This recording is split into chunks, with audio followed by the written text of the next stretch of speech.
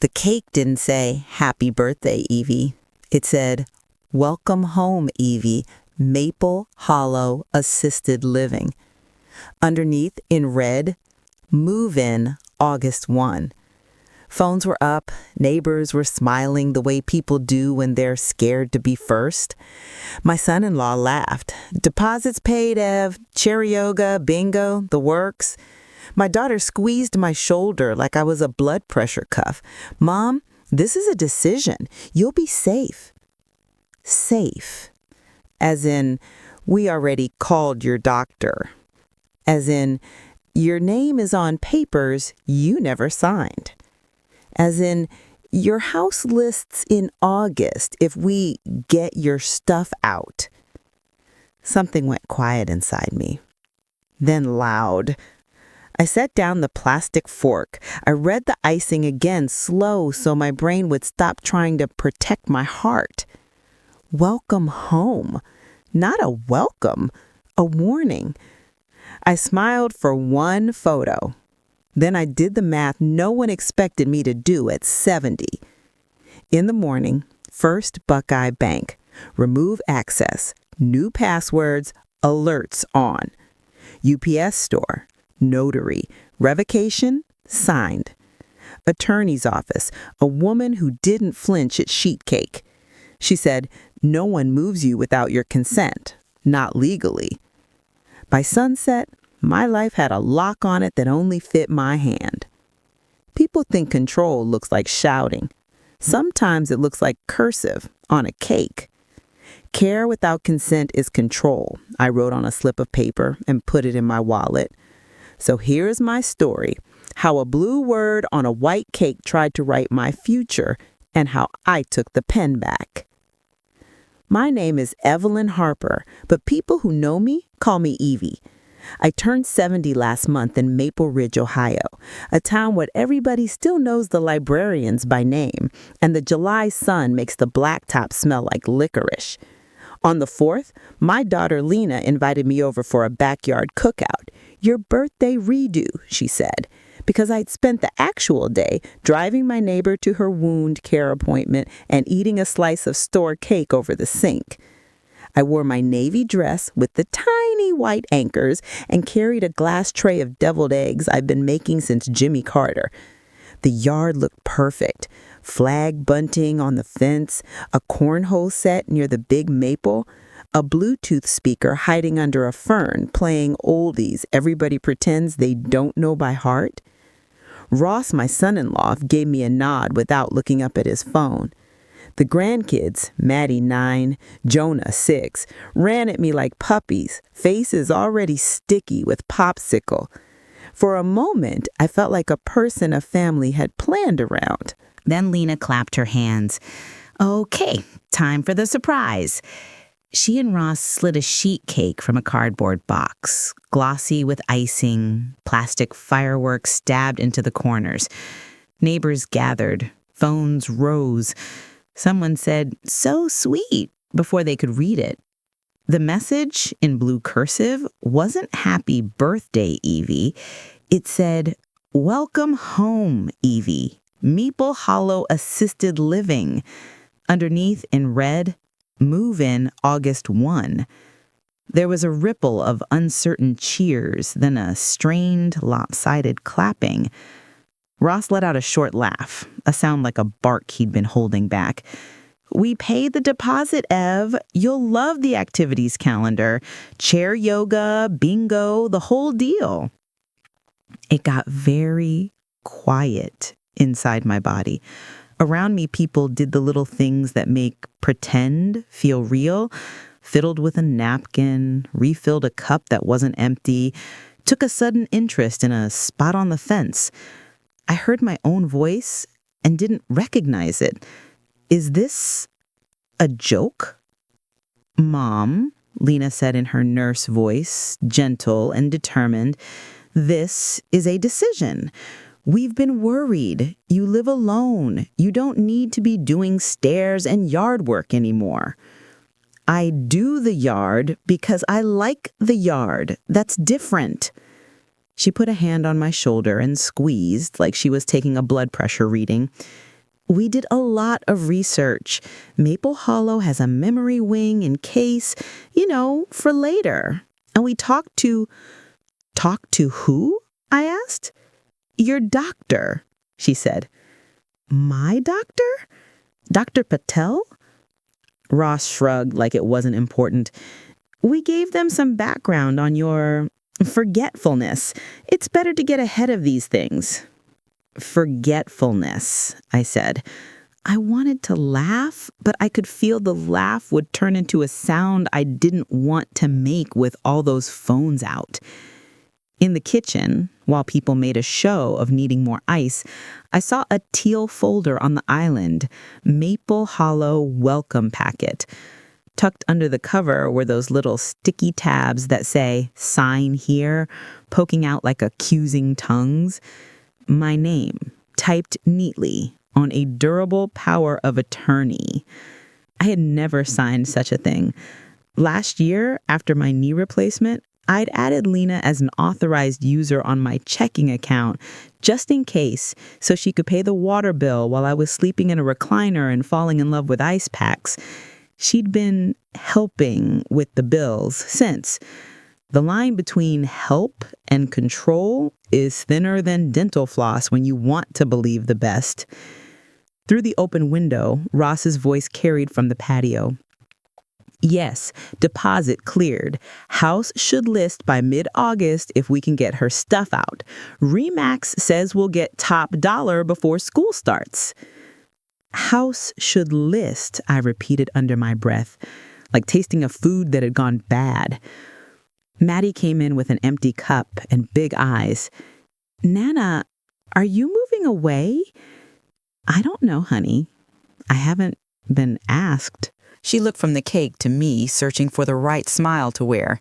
She's a peacemaker, that girl. She can sniff a shift in temperature faster than a spaniel can find a squirrel. She put her hand in mine. Can I have a deviled egg? She asked, and I loved her for it. We stood there in the mix of mayonnaise and humiliation, and I knew, the way you know a storm is coming, even while the sky is blue, that if I stayed, I'd say the kinds of things you can't unsay. When the sparklers came out around dusk, I slipped down the side gate, balanced the empty deviled egg tray under my arm like a shield, and drove home with the radio off. Maple Ridge looked like a postcard. Flags lifting in the breeze, kids on bikes, a couple walking a dog who looked like a loaf of bread with legs. I pulled into my driveway and sat with my hands on the wheel. My porch light had clicked on by itself. It glowed like a promise I'd made to myself when I was young and forgot for 40 years.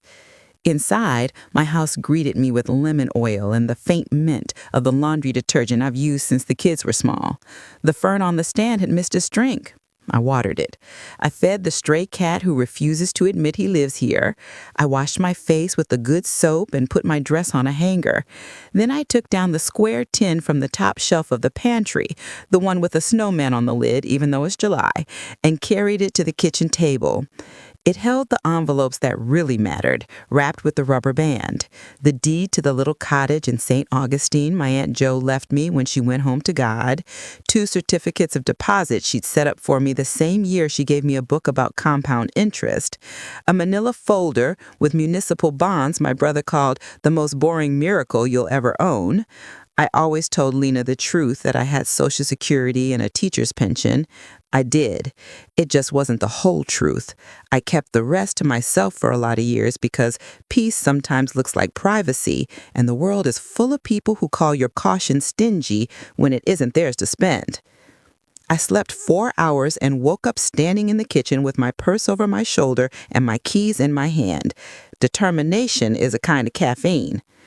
At 9:02 a.m., I walked into First Buckeye Bank wearing my white shirt and church slacks and the face I use when I want people to take me seriously without making a fuss about it. The branch manager, whose mama used to sing alto next to me, smiled and waved me into his office.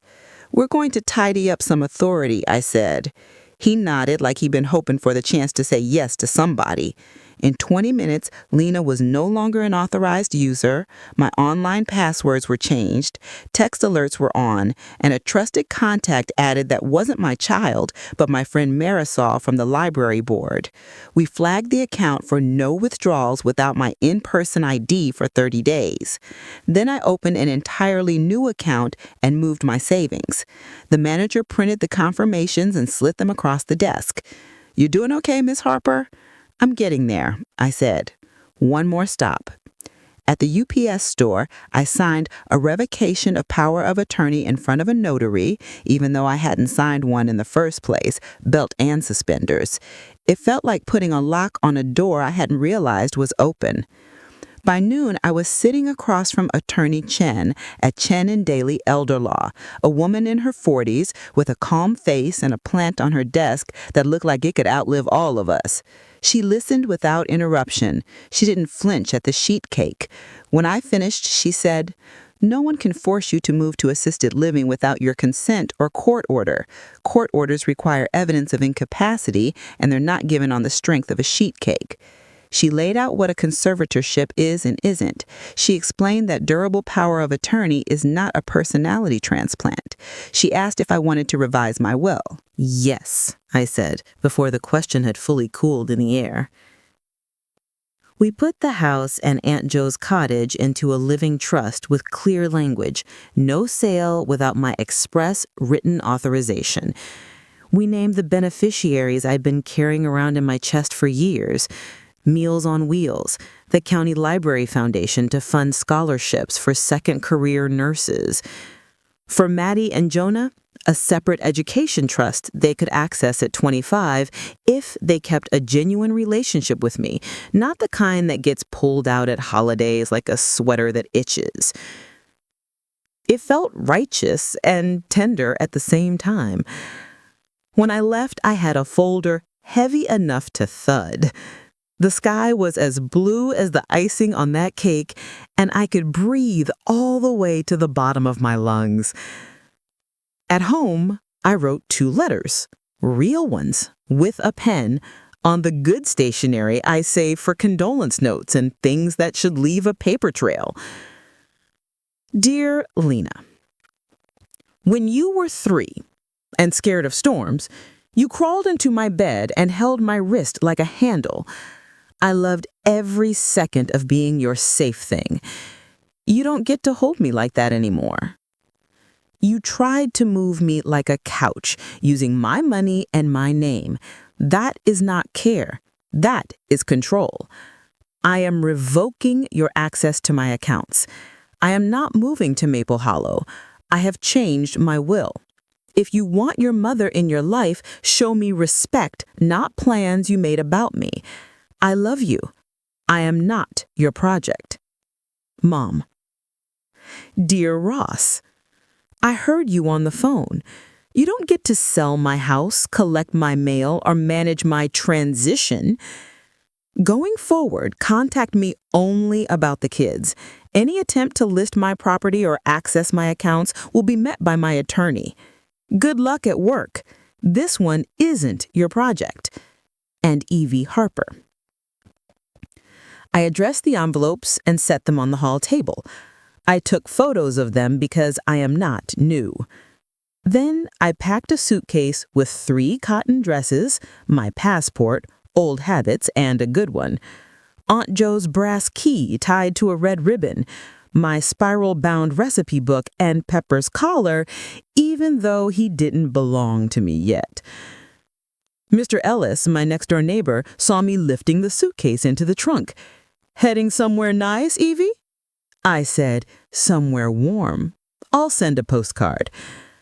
The drive to Florida took 2 days because I didn't feel like proving anything.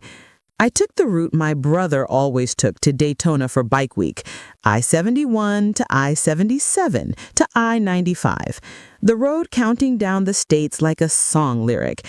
West Virginia's hills rolled up out of the ground like sleeping animals. I stopped at a Waffle House where the waitress called me baby and filled my coffee without asking and made me feel like I was exactly where I should be. South Carolina had a billboard every half mile for fireworks, Jesus or peaches. In Georgia, the air went soft around the edges, and my hands on the wheel loosened. I listened to stations that faded in and out at the edge of the towns and sang along to songs I don't even like because it felt good to hear my own voice. At a rest area, an older couple asked if I wanted them to watch my purse while I used the restroom. "No, thank you," I said, and smiled. People love to help, and sometimes the thing they call help is stealing your choices right out of your pockets. Other times it's just nice folks being nice. The older I get, the better I am at telling the difference. St. Augustine's exit spilled me onto streets lined with live oaks and houses that looked like postcards had grown up and had babies. The cottage was 3 blocks from the water, white stucco with blue shutters and a porch the size of a blanket. Donna, the property manager, met me with a ring of keys and a smile that made me feel like a person and not a problem. "Welcome home," she said, and it landed in my chest the way I wish that cake had.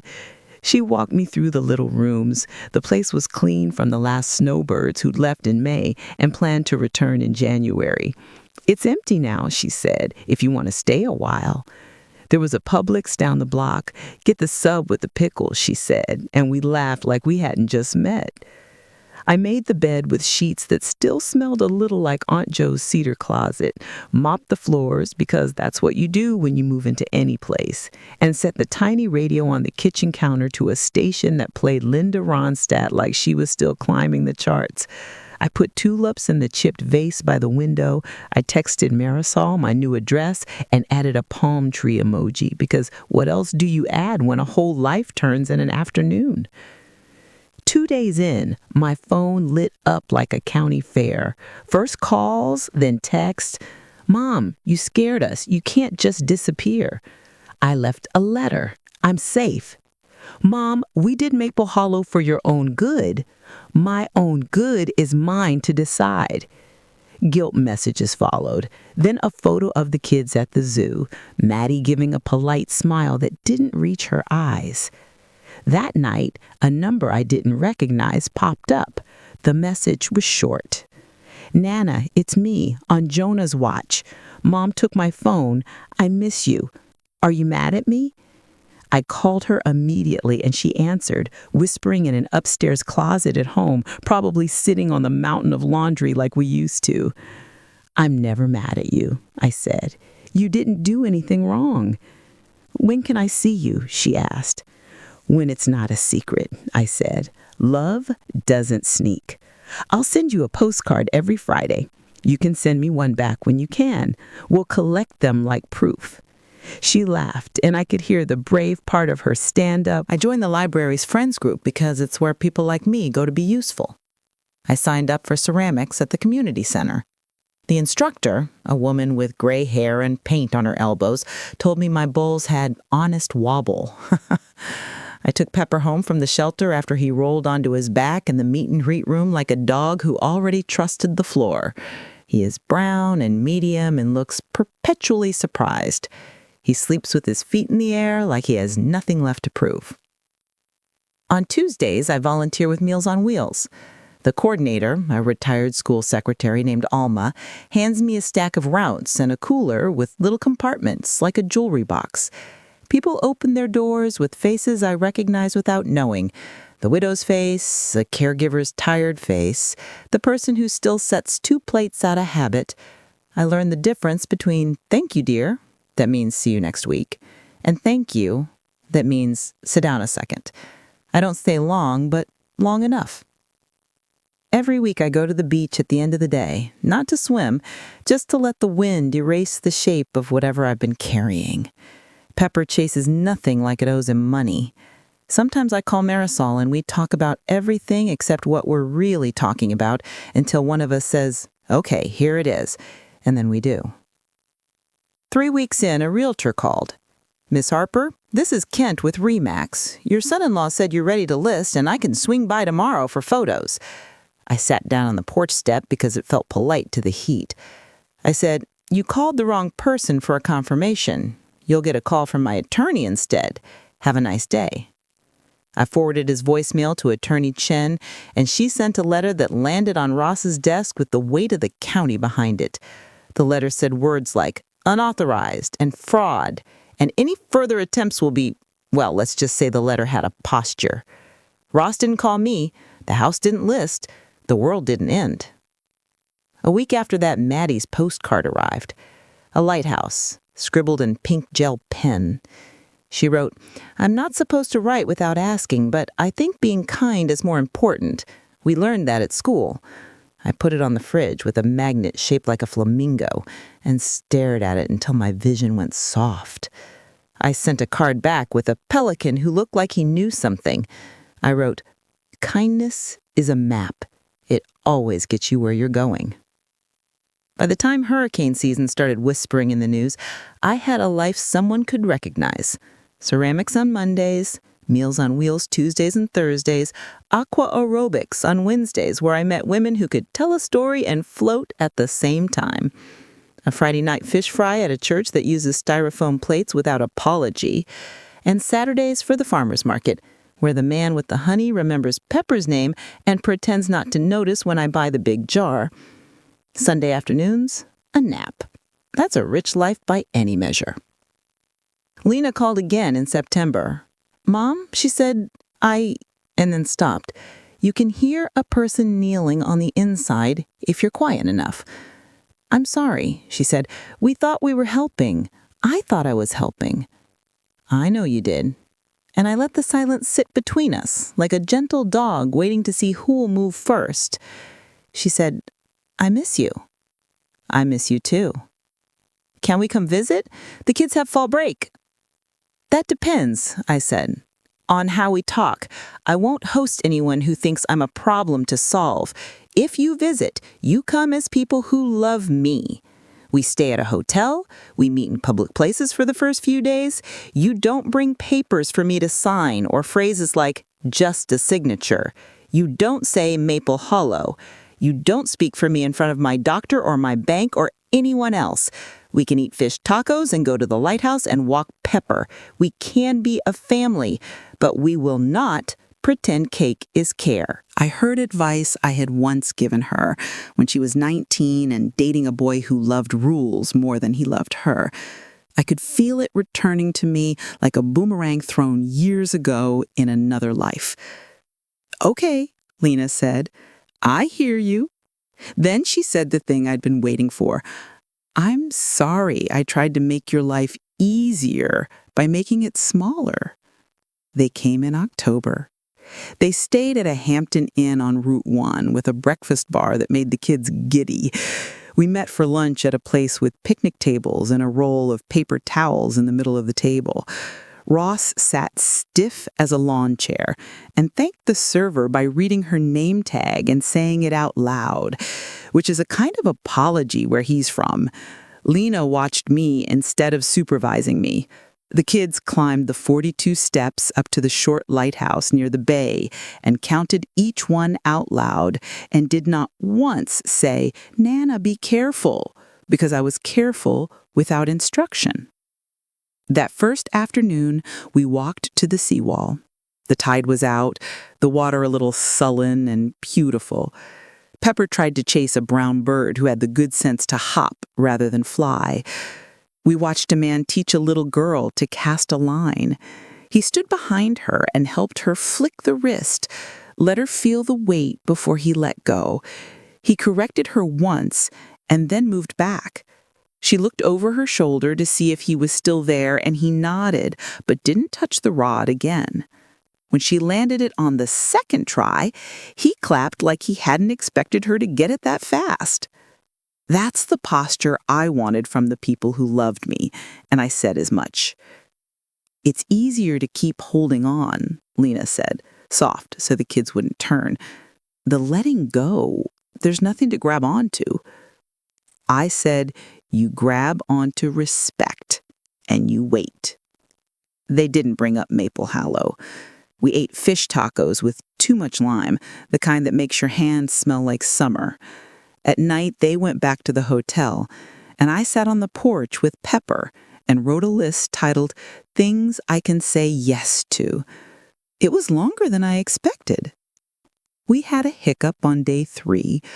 Ross made a joke about the cottage being cute in the way people say cute about cars too small for a family of 4.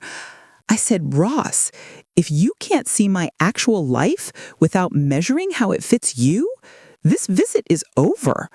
He looked like a boy caught copying answers. Later, he pulled me aside and said, I handled this badly. It was thin, but it was a door. Before they left, Maddie asked if she could see where I volunteer. We went to the Meals on Wheels office and I showed her the coolers and the route sheets. Alma sent her home with a stack of bread rolls that were going to be thrown out otherwise. Maddie said, waste is rude, and I put that on a sticky note in my head. We drove to the beach. She drew a pelican in the wet sand and gave him eyelashes. She said, I'm going to be a person who asks before I help. I told her that put her ahead of most adults. When they flew back to Ohio, the house felt bigger than it had before. It didn't feel empty. It felt like a place where someone could stand in a kitchen and decide how she wanted to be spoken to and then enforce it, which is a definition of home I wish I'd learned when I was 30. There were aftershocks. The Maple Hollow administrator called to say they were sorry to hear I'd canceled my placement. I told her I had never made a placement. She apologized again, this time like a human being, and said the deposit would be refunded to the card it had come from. Later that day, a text from Ross. We got the deposit back. No emoji. It was the first time he'd told me something he didn't want to tell me. That matters. I had my annual with the new doctor in St. Augustine, a woman with smart eyes who didn't speak in an instrument panel of numbers. I told her the whole story so she'd know who she was dealing with. She said, I like a patient who arrives with an attorney already in the rotation, and added a note to my chart. Patient is independent. Include patient and all decisions. That shouldn't be notable, but it felt like a hand on my back in a way I didn't hate. November, I baked pies for the community center fundraiser and burned my forearm on the oven rack. A small kiss of heat that made me curse in a way my mother would have enjoyed. I watched families buy slices of pecan and pumpkin and shared a table with a widow who taught me how to do a crossword in pen without alarming anyone. Pepper learned to sit at crosswalks. I learned that if you start leaving your porch light on at dusk, deliveries arrive with a little less confusion. One Saturday, a woman I recognized from the ceramics class approached me in the grocery store aisle between the soup and the rice. She said, my daughter wants me to move in with her. She's not wrong, but I'm not ready. Do you ever feel like the world has decided that any woman over 65 is an egg someone might drop? I said, all the time. Care without consent is control. It doesn't feel like care from the inside. She sighed like I'd turned to pee and handed it back to her. She said, I'm going to write that down. I told her to write it on something she'd have to look at every morning. Bathroom mirror, fridge, the cover of her church bulletin. She laughed and chose the bulletin. December, I sat with Alma and looked through donations to choose the family our group would sponsor for Christmas. A boy wanted a winter coat and a girl asked for a blue scarf. The mother's list said dish soap in neat print that made me want to sit down. I taped a bow to a bottle of dish soap because sometimes you make do and sometimes you refuse to let making do be the story's whole point. On Christmas Eve, I made myself a plate with ham and green beans and a scoop of sweet potatoes that I pretended were good for me. I put a ribbon around the little pearl necklace my grandmother wore to every church supper from 1948 to 1962 and mailed it to the county museum with a note offering it for their display on local life. Lena didn't want it last year. That's fine. It deserves more than a drawer. The curator called me a week later and said, "We'll put it with a little card that says, 'On loan from the Harper family.'" That phrase made me feel tall all day. January was quiet the way January is, even in Florida. The ocean forgot itself and turned angry a few days. The sun remembered us, and then didn't, and then did again. Pepper and I found a route where the sidewalks were even. I enrolled in a class at the community college called Writing Your Life, where the instructor told us nobody's ordinary is ordinary to them. We wrote about the first day we felt like we were in charge of ourselves, and the first day we realized we had never been. Sometimes those were the same day. Lena called on a Tuesday, the way people do when they're trying to make something feel routine. She said, "Mom, I started seeing someone, a counselor." She said it like an apology and a gift. "How's that going?" I asked. "She asked me what I was afraid of," Lena said. "I said I was afraid of getting a call that something happened to you. She asked me if buying a cake fixed that fear. I said no. She asked me what would. I said I didn't know." "Honesty helps," I said. "So does a spare key and a plan we write together, the kind we stick on the fridge like we do for fire drills." We made a plan, the kind with bullet points and phone numbers, the kind that says if I don't answer by 10 a.m. on a Sunday before church, she calls Marisol. And if neither of us answers, she calls Alma from Meals on Wheels because Alma lives closer than Lena does. The kind that says no one changes my mailing address without my permission, and any doctor or bank who hears from someone speaking for me calls me to confirm. It wasn't dramatic, it was practical, which is a kind of love that lasts longer than drama. February, I flew back to Ohio for 3 days. I stayed at the Fairfield Inn because there's no shame in sleeping somewhere with a good ice machine. I visited my house, which looked exactly as it had and nothing at all like the life I now live. I packed a few things I wanted to keep: the mixing bowl with the chips on the rim from 1989, the quilt my mother made from pieces of dresses we wore in the 70s, 3 photo albums that still smell faintly like the basement where they lived for decades. Ross came over to change the furnace filter and said, "Nice place." He meant the cottage in Florida. He just didn't know how to say it without making it a verdict. I let him tighten the deadbolt that had gone loose with the winter. It felt like a truce. In March, I attended a scholarship luncheon at the community college where the first 2 recipients of the Harper Fund for Second Career Nurses in Training shook my hand and promised to work in the county. One was a woman who raised 4 kids before deciding the person she always wanted to be could still be made. The other was a veteran who said he liked fixing what needs fixing. I told them thank you. They thanked me back, and for a moment it felt like the room itself exhaled. Spring slid into the kind of heat that makes you forgive the grocery store for being too cold. Pepper and I learned the shady routes. Maddie called and told me she was going to try out for the school newspaper. Jonah announced that he'd changed his favorite color from green to orange and wanted me to know that.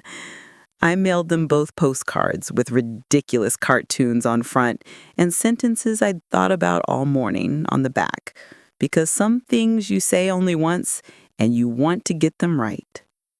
In June, Marisol flew down and we did what old friends do. Walked in the morning before the air got too heavy, ate sandwiches with chips inside them because that's the only correct way to eat a sandwich, and said sentences that held all the other sentences we didn't have to say. One afternoon, we sat on the seawall and watched a pelican calculate the exact point at which a fish would forget it was in danger. "You didn't leave because you stopped loving them," she said. "You left because you started loving you." I nodded, and because we'd been friends long enough, I didn't need to fill the silence with anything but the sound of the tide.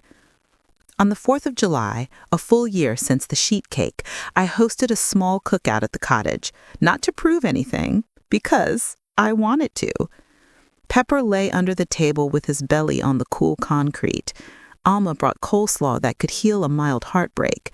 The ceramics instructor came, and we drank iced tea out of cups I had made myself. At sunset, I called Lena and propped the phone on the railing so she could hear the gulls and the way the neighbors all clapped when the first fireworks popped over the water. "It sounds beautiful," she said. "It is," I said, "and it's mine." Later, when the quiet returned and the porch light made a little ring on the ground like a spotlight on nobody in particular, I thought about the day last summer when I stood in a backyard and read words about myself that weren't true. I thought about how many times we call cruelty a joke because we don't want to watch the person who did it squirm. I thought about how we talk about aging like it's a problem, as if the alternative weren't worse, and how many people think care means choices made at your expense in your absence. Then I thought about a girl counting lighthouse steps, a man teaching a small kid to flick a wrist and then letting go, a dog asleep with his feet in the air, a room of women in swim caps laughing so hard their goggles fog. That's the story I choose to tell from now on. I keep the pictures of the kids on the fridge in Florida next to the postcards. On a shelf inside the hall closet, there's a shoebox with an index card taped to the top that says, "In case of emergency, open this." Inside are instructions in my handwriting in big letters about where the key is and who to call and what I want if I can't say what I want. I read it once a month like a prayer. I update it when something changes. I show it to the people who might need it because keeping it secret doesn't make it sacred. Sometimes I think about the sheet cake, not with Cain, with clarity. That cake was a billboard. It told me my future in handwriting I didn't recognize, and I was supposed to swallow it with coffee and a paper plate.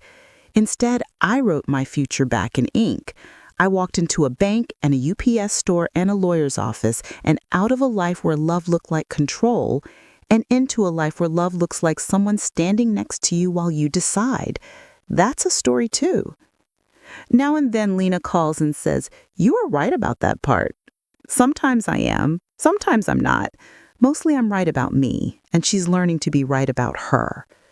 We talk about the kids and weather and recipes and sometimes big things like what fear makes us do. When she visits, we do the crossword and pen, and no one says, "Maybe use pencil." And that feels like a miracle. A few weeks ago, Maddie's school held a grand Friends Day. She asked if I could come. It was a Thursday, my Meals on Wheels day, but Alma found me a sub, and I flew up and sat at a desk built for an 11-year-old while children showed old people how to click things on a screen. At the end, the teacher said, "Write a sentence about what you learned from your grand friend today."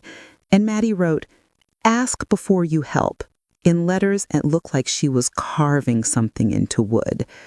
I folded the paper and put it in my purse and fell asleep on Lena's couch that night under the quilt I'd long ago made for a different couch in a different life. Back in Florida, I keep doing the small things that add up to a large life. I take a neighbor to her cataract appointment and sit in the waiting room with a magazine I don't read because the man across from me is working up the courage to ask where the restrooms are. I plant rosemary in a pot because nothing is wrong that roasting a chicken cannot improve. I write a check to Meals on Wheels and the Scholarship Fund, not to buy my way into anyone's memory, but because generosity is a habit like flossing. Skip it for a while, and the whole mouth of your life aches. On nights when sleep is slow to find me, I go out to the porch with a glass of water and sit on the top step and listen to pepper tree leaves rub against each other like gossip. I think about the ways we talk about women who get old, how we're told to shrink to fit, how we're praised for being low maintenance, until one day everybody decides they know better and starts to manage us like we're a plant someone forgot to water.